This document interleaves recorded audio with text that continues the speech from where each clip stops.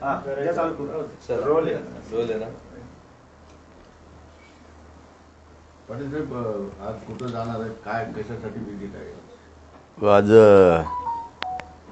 आमच्या मूळ गावी शिरूर तालुक्यात माथुरीला यात्रेच्या निमित्तानं दर्शनाला चाललो आहे. तब्येत बरी नाही आहे तरी पण दर्शन घेणार आहे आणि पुन्हा ॲडमिट व्हायला इकडंच वापस येणार आहे मी. संभाजीनगरहून गेवराई पाडळशिंगी मार्गे मादळमोई माथुरी असा यात्रेच्या दर्शनानिमित्त मी आता निघालो आहे लगेच. पाटील साहेब, ज्या गावात तुम्ही चालला याआधी हाके सराचा दौरा होता, त्यावेळेस त्या ठिकाणी दगडफेक, जाळपोळ, लाठीचार्ज या सगळ्या गोष्टी झाल्या होत्या. तुम्ही तिथं आता जात आहे, नेमकं काय परिस्थिती उद्भवेल, काही शंका आहे? नाही ते काय ते विषय आता काय आपण काय काढायचं आहे. ते छगन भुजबळचं काम आहे ते तसलं दंगली घडून आणायचं.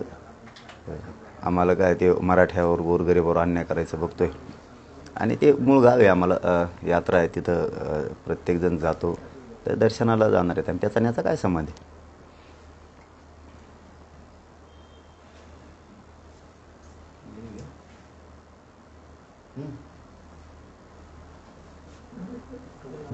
पण आता उपोषण सोडून 3-4 दिवस झाले, सरकारतर्फे काही अजून बोलणं झालंय का? सरकारचं काही माहिती तुम्हाला? नाही सरकारचं बोलणं पण नाही झालं आणि आता सध्या पावसानं खूप पूर आलेला आहे, त्यामुळं सरकारही त्यात बिजी आहे. आपणही त्यांना अशा वेळेस ज्यावेळेस जनता अडचणीत असते त्यावेळेस आपण बी डिस्टर्ब करायचं नसतं आणि आम्ही कधी करत पण नाही. तुला ते आम्हाला डिस्टर्ब करतात पण आम्ही त्यांना करत नाही आहे.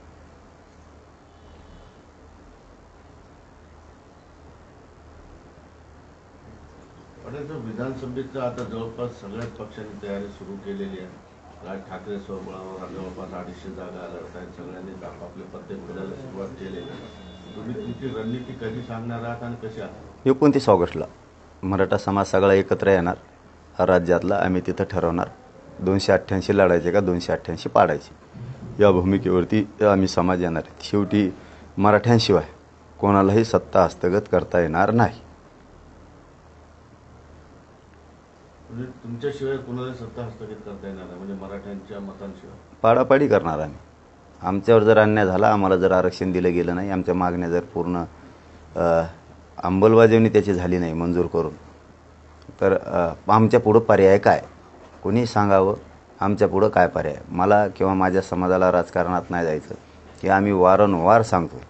जर त्यांना हे कळत नसलं तर आमच्या पुढं गोरगरिबांना देणारं बनवल्याशिवाय, सत्तेत घातल्याशिवाय आमच्या पुढं पर्याय नाही. त्यामुळं आम्हाला पाडायचे 288 का उभा करायचे याच्या निर्णयावरती यावं लागणार आहे. नाविलाजानं सरकारने आम्हाला नाविलाज केला आहे. सगळे पक्ष आता निवडणुकीच्या तयारी लागलेत. कोण कुणासोबत आघाडी करणार, कोण कुणासोबत जाणार, त्याच्या चाचपण्या सुरू झालेल्या आहेत. मनोज जरांगे पाटील कुणाचा आधार घेणार आहेत?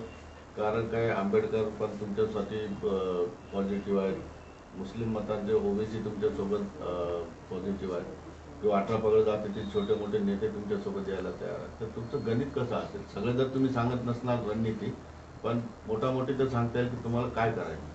नाही आता काय असतं, ज्याच्या त्याच्या वैयक्तिक विचारावर विषय. आता आपले गोरगरीब, आपला समाज, आपल्या जातीचे गोरगरीब लोक, वंचित, गरजवंत यांना मोठं करायचं असेल तर आपण एक विचारानं आलं पाहिजे. पण तो ज्याचा त्याचा विचार, आता ज्यानं त्यानं कसा विचार करायचा आहे, समाजाचा करायचा आहे किंवा कोणाचा करायचा हे आपण ठरवायचं. परंतु आम्ही सर्वसामान्य गोरगरिबाच्या बाजूने ही लढाई करणार आहे. त्यांच्यावर अन्याय होऊ नये, त्यांना न्याय मिळावा यासाठी आम्ही 100% लढणार आहे. तुमच्या मागणीला कुठल्याही पक्षाने पाठिंबा दिला तर त्या पक्षाला तुम्ही सोबत देणार नाही? ते आज काहीच सांगता येत नाही ना आपल्याला. 29 ऑगस्टपर्यंत आज काहीच सांगू शकता येणार नाही आपल्याला.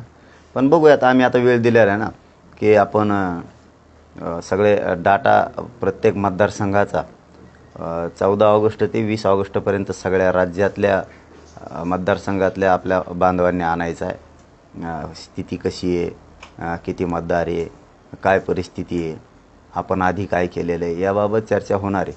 आणि 20 ऑगस्ट ते 27 ऑगस्टपर्यंत मला ते येत नाही आहे ना, समजा काय प्रस्ताव काय द्यायचं, तर कोण कोण समाज, कोणचे जात, कोणचा समुदाय, कोण सहभागी होणार आहेत, कोणाचे छोटे मोठे पक्ष आहेत, तर हे त्यावेळेस होणार आहे की 20 ऑगस्ट ते 27 ऑगस्टपर्यंत हे विषय होणार आहे आणि त्याच्यानंतर आम्ही 29 ऑगस्टला डिसिजन घेणार आहे.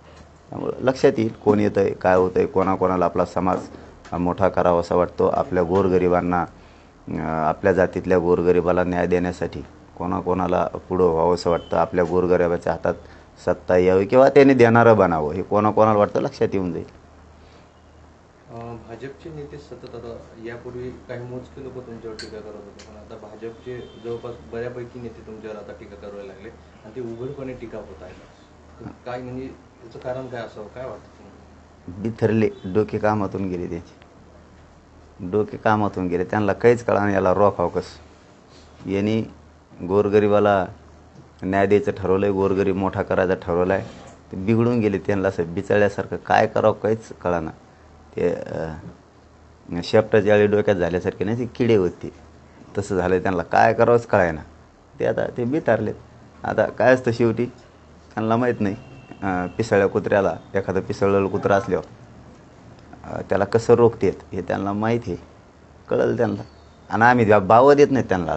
आम्ही तेव्हाच ओळखेली यांचं ज्ञान कुठपर्यंत, यांची बुद्धी कुठपर्यंत आहे. ही किती नुसतं म्हणतो तर आपण राजकारणी, मोठ्या गाडीत बसतो, उगाच कपडे घालतो, लांब लांब झगे घालतो देव, ते आमच्या लक्षात आलं आता यांना किती ज्ञान आहे, कोणत्या टोकाला चालले तर कसलं बोलतात, यांची लायकी काय, किती प्रतिष्ठा आहे यांची, किती उच्च दर्जाचे आहेत हे आधी वाटत होतं. पण ते आता काय ते लक्षात आलं, हे चिचुरे चाळे करायला लागले, ते असे चिल्लर चाळे, ते लक्षात आलं, हे पूर्ण हपकाले. आता शेवटी मराठ्यांपुढं तुम्ही जर शांत नाही बसले तर मराठ्यांना तुम्ही असं डिवचत जर राहिले, गोरगरीब मराठ्यांसाठी मी लढतोय आणि तुम्ही मला उघडं पाडायचा, अडवायचा प्रयत्न करायला लागले तर तुम्ही राजकीय करिअर, तुम्ही राजकीय तुमच्या जीवनातून 100% मराठा तुम्हाला संपविणार. आज प्रत्येकाला वाटतं असं काय करता, ग्रामीण भागातला मराठा असू द्या, शेतकरी असू द्या, त्याला वाटतं माझ्या लेकराचं कल्याण व्हावं. गावखेड्यात व्यवसाय करणारे छोटे छोटे, त्यांना वाटतं आमचे लेकरं मोठे व्हावेत. आमचे टपरे चालायला लागलेत पोरं, मी शिरेच सांगतो तुम्हाला, टपऱ्या चालून पोटं भरायला लागलेत, रिक्षा चालून आमचे पोरं पोटं भरायला लागलेत, लोकांचे ट्रॅक्टरने नांगरटी करून पोटं भरायला लागलेत. त्यांनाही वाटतं, त्या ड्रायव्हरला वाटतं, जीपवर किन्नर राहणाऱ्या ड्रायव्हर राहणाऱ्या माणसाला वाटतं माझं लेकरू मोठं व्हावं. ट्रकवर ड्रायव्हर आहेत आमचे, ट्रकवर किन्नर म्हणून सुद्धा काम करतात, त्यांनाही वाटतं. कंपन्यामध्ये सफाई कामगार म्हणून आमचे पोरं काम करायला लागलेत, कंपन्यामध्ये छोट्या छोट्या नोकरीत काम करायला लागले, लेबर म्हणून काम करायला लागले. त्या पोरांनाही वाटतं, त्या माणसालाही वाटतं आपण आयुष्यभर आता इतकं लढायचं आहे तर आपले लेकरं मोठे झाले पाहिजेत, आपण किती दिवसाचा कष्ट करायचे. भाजीपाला विकणारे लोक आहेत शहरात आमचे, शहराने खूप अडचणीत हालाकीचे दिवस काढून काढून पोरं शिकवलेत, नोकऱ्याला लागत नाही, त्यांनाही स्वप्न आहे. आता शहरी भागाचा विषय जर घेतला, मुंबई पुण्यासारख्या ठिकाणी आयुष्यभर कंपन्यात कामं करतात, मुंबई पुण्यासारख्या ठिकाणी हमाली करतात आमचे लोक, मराठा समाजाचे. बस गाड्यात असतील, कशातही असतील, छोटे छोटे रिक्षे चालवतील, काही व्यवसाय टाकते, कुणी छोटंसं हॉटेल टाकन, कुणी किराणा दुकान टाकतं आहे, कुणी रस्त्यावरती वडापावाचा गाडा लावतं आहे. यांना सगळ्यांना आशा आहे ना आमचेसुद्धा लेकरं मोठे झाले पाहिजे. आम्ही पुण्यासारख्या मुंबईसारख्या शहरात जाऊन किती दिवस आता काबाड कष्ट करायचे, आमचंही लेकरू अधिकारी झालं पाहिजे, तेही शिकलं पाहिजे, तेही स्वप्न बघतात. त्यामुळं शहरापासूनचा मराठासुद्धा खवळला आहे आता, तर ग्रामीण भागापर्यंत सगळा मराठा खवळला की राजकारणी लोक आपला फायदा घ्यायलेत. आणि मी समाजासाठी, त्या गोरगरिबांसाठी काम करतो आणि हे लोक मला टार्गेट करायला लागले. सत्तेत असून सत्ताधाऱ्यांनी काही गोष्टी सोडायच्या असतात, काही धरायच्या असतात, हे लावून धरतात. याच्यामुळे त्यांच्या विरोधातसुद्धा मराठ्यांचा, शहरातल्या मराठ्याचं, खेड्यातल्या मराठ्यात प्रचंड रोष आहे. मराठीसुद्धा आता त्यांना जशाल तसं उत्तर द्यायला लागले, जागच्या जाग्यावर. बरं, प्रामुख्याने तुमच्यावर जी टीका केली जाते भाजपकडून, सगळ्यांच्या मध्ये एक महत्त्वाची आरोप आहे की तुम्ही शरद पवारांची माणसं. काय ते मी म्हणलं ते पागल झाले. काही दिवसांनी त्यांचं लईच अवघड व्हायचा अंदाज दिसतोय मला, लईच. कोणत्या डॉक्टराला नीट होते की नाही कोणते, इतके भयान झाले, कळतच नाही त्यांना काय झालं आहे काय नाही. चांगली गोष्ट आहे, मी म्हणतो मला आता काहीच वाटत नाही त्यांचं. मी माझं ध्येय क्लिअर केलं आहे सध्या. आता मी तुम्हाला परवाच सांगितलं, तिसरा दिवस आहे, सांगितलं मी आता 7-8 दिवस त्यांना काय बोलणारच नाही. माझं ध्येय ठेवलं मी, मराठा आरक्षण समाजाला मिळून द्यायचं नसता. आपलं पुरा फोकस मिशन 2024 धिंगाणाच, सगळे पाडापाडी करून टाकायची यांची. जाऊ दे, मग 7-8 दिवसांनी बघतो कोण कोण. मग असे धुतोना नाही गप बसल्यावर का बोललेच नाही पाहिजे. बरं, देवेंद्र फडणवीस आणि काही महत्त्वाच्या नेत्यांनी अशी मागणी केली आहे की शरद पवारांनी त्यांची भूमिका स्पष्ट करावी ओबीसी आणि मराठा आरक्षणाबाबत, की मराठा समाजाला सगळे सोयऱ्यामधून आरक्षण दिलं पाहिजे की नाही पाहिजे. तुमचं काय मत आहे की शरद पवारांनी अशी भूमिका स्पष्ट करायला पाहिजे? मला याच्याही पलीकडे मी मला व्हिडिओ दाखवला कोणीतरी, मला वाटतं अमित शहा साहेब आले होते आणि देवेंद्र फडणवीस साहेब आले होते. तर त्यावेळेस ती एक मला क्लिप ऐकू घातली काल बहुतेक कालच, की देवेंद्र फडणवीस साहेब असं म्हणत आहेत तिकडून की मराठ्यांना ओबीसीतून आरक्षण द्यायचं आहे. शरद पवार साहेब, उद्धव ठाकरे साहेब आणि नाना पटोले साहेब यांनी स्पष्ट भूमिका करावी. सगळे सोयऱ्यांचा शब्द नाही ऐकला मी, ती क्लिप मी ऐकली स्वतः. त्यांनी स्पष्ट भूमिका करावी. ओबीसीतून मराठ्यांना आरक्षण द्यायचं आहे म्हणते त्या, तर तुमची भूमिका काय हे मी ऐकलं, मी स्वतः ऐकलं. जर त्यांची ही क्लिअर भूमिका असेल तर मग हे जे 3 नाव घेतले यांनी क्लिअर भूमिका सांगायला पाहिजे की मराठ्यांना ओबीसीतून आरक्षण द्यावं. क्लिअर सांगायला पाहिजे त्यांनी सुद्धा, कारण मी स्वतः ऐकल्याशिवाय मी बोलत नाही, मी लोकावरही करत नाही. जर त्यांचा तसा शब्द असेल तर यांनी स्पष्ट सांगायला पाहिजे मराठ्यांना ओबीसीतून आरक्षण द्यायला पाहिजे. आणि जर ते म्हणत नसतील तर सरकारने बिनधास्त मराठ्यांना ओबीसीतून आरक्षण दिलं पाहिजे. कोणाची वाट बघायची गरज नाही, कोणाचं मत घ्यायची गरज नाही आणि कोणा वाचून काही गुंतलेलं सुद्धा नाही. मराठ्यांनी तुम्हाला बहुमत दिलेलंच, हेच मराठी तुम्हाला पुन्हा डोक्यावर घेऊन नसते, काही गरज नाही. तुम्ही एकदा विचारलं नाही सांगितली त्यांनी त्यांची भूमिका तर तुम्ही क्लिअर खट देऊन टाकायला पाहिजे. लोटालाटी नाही केली पाहिजे याच्यावर आणि त्याच्यावर. त्यो मनाना म्हणून आम्ही द्यायना, मग ते नाही म्हणले मग आमचं वाटोळं करता काय? आता ते समजा नाही म्हणले मग काय, आता तुम्ही वाटोळं करता का आमचं? तुम्ही क्लिअर खट लगेच देऊन टाकायला पाहिजे. पाटील थोडं कन्फ्युजन आहे याच्यामध्ये, क्लिअर करा. फार मोठं स्टेटमेंट आहे. फडणवीस, शरद पवार आणि उद्धव ठाकरे यांना म्हणाले की ओबीसीतून आरक्षण द्यायचे, तुमची भूमिका द्या, हे खरं आहे? मी ऐकलं म्हणतो ना, मी ऐकलं म्हणून. काय म्हणाले तुम्ही? त्यावेळेस ते 2 व्हिडिओ होते त्याच्यात, तर ते असं म्हणाले की मराठ्यांना ओबीसीतून आरक्षण द्यायचं आहे. तर शरद पवार साहेब, उद्धव ठाकरे साहेब आणि नाना पटोले साहेब असे नाव घेतलेत त्यांनी त्याच्यात. आणि त्यांनी भूमिका स्पष्ट करावी की मराठ्यांना ओबीसीतून आरक्षण द्यायचं आहे. तुमचं म्हणणं काय, द्यायचं आहे की नाही? मग ते त्यांनी तर स्पष्ट म्हणलं पाहिजे द्याय. आणि जर ते म्हणत नसतील तर वाट बघू नये. या मताचे मराठे, कोणाची वाट बघायची गरज नाही. ते म्हणले तर द्यायचं, नाही म्हणले तर नाही द्यायचं. ह्या भूमिकेवर सरकारने राहायचंच नाही. आपण आपलं ठरवायचं, चल आम्हाला द्यायचं आहे. तुम्ही नाही म्हणलात तरी आम्ही देणार आहे. तुमचंच रूप बदलून जाईल. पाटील, या 3ही पक्षाला पहिले फायदा झालेला आहे लोकसभेला. शरद पवार साहेब असतील किंवा उद्धव ठाकरे असतील किंवा नाना पटोले असतील, मग तरी सुद्धा ठोक भूमिका घेताना दिसत नाहीत. मग त्यांच्या विरुद्ध कसा आपला लढा राहील? नाही, आता ते 29 तारखेला ठरवणार आपण. परंतु भूमिका काय असते माहिती आहे का, की शेवटी त्यांनी ठरवायचं असतं की काय करायला पाहिजे, घ्यायचं आहे की नाही.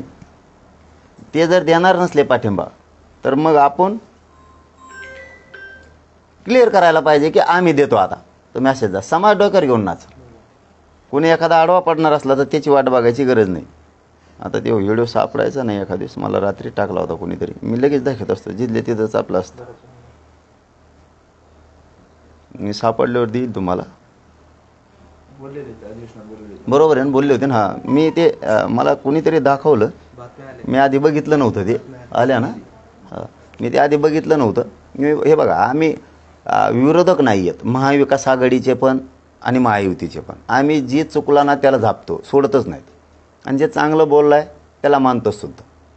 ज्या अर्थी ते जर तसं बोलत आहेत देवेंद्र फडणवीस साहेब, तर इकडून त्यांनी स्पष्ट शब्दात उल्लेख जर तसा केला आहे, मी ऐकलं आहे, तर त्यांनी तर उत्तर द्यायलाच पाहिजे. आणि नसेल देणार तर वाट बघायची काय गरज आहे कोणाची? काय वाट बघायची गरज नाही. एकटाच 50-55% मराठा आहे. आणि योगायोगाने आज आणि उद्या 2 दिवस शरद पवार संभाजीनगरच्या दौऱ्यावर आहेत. मग काय करू आता? तुम्ही किमान त्यांना अशी मोकळे आव्हान करणार किंवा या संदर्भात? आम्ही कोणालाच करीत नाही, त्यांनाच काय, कोणालाच करत नाही. माझा समाज आणि मी, आम्ही दोघंच एकमेकाला आव्हान करतो आणि आमच्या ताकदीवर आणि शक्तीवर लढतो. आहे कोणाचं काय? चलो, धन्यवाद. बस.